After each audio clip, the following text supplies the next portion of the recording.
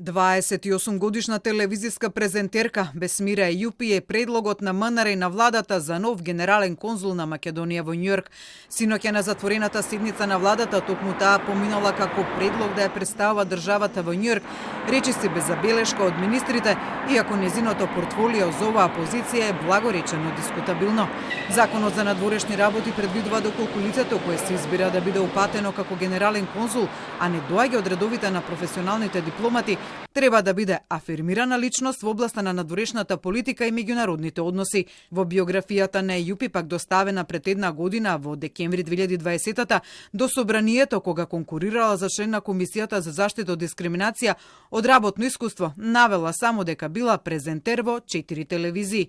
Освен тоа, законот пак пропишува за генерален конзул да биде упатено лице кое државјанин на Македонија има високо образование, што според незината биографија се најверојатно единствените два критериуми кои таа ги исполнува од законот.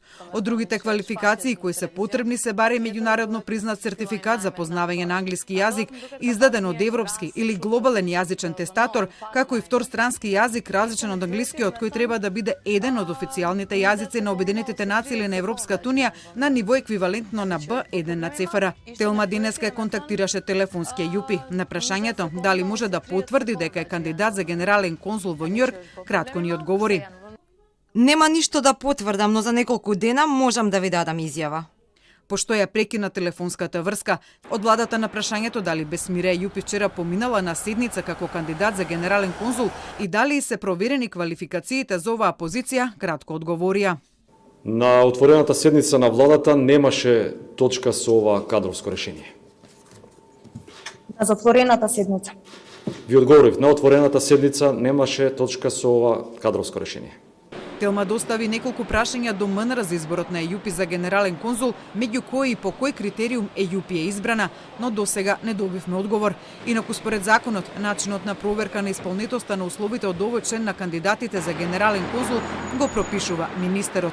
Министерот е и тој кој ја покренува постапката за именување на генерален конзул, за кој предлогот како ќе биде прифатен од владата се бара негово прифаќање од земјата на приемот. Откако ќе го добие тоа, владата треба да донесе одлука за именување на кандидатот за генерален конзул, пошто тој веднаш се упатува во мисијата. Ејупи наку не е единствениот контроверзен избор на владата за генерален конзул. Во март 2021 година такво беше именувањето и на Петрит Муслију за генерален конзул во Чикаго и на син на Алберт Муслију. Македонската дипломатија пак од осумастиувањето до денеска беше представувана од директор на пошта, собственичка на Старски дом, психијатар, а нижеше и скандали како возење на амбасадор во пијана состојба во спротивна насока на автопат, љубовни скандали кои завршуваа со полициска интервенција, но и тепачки.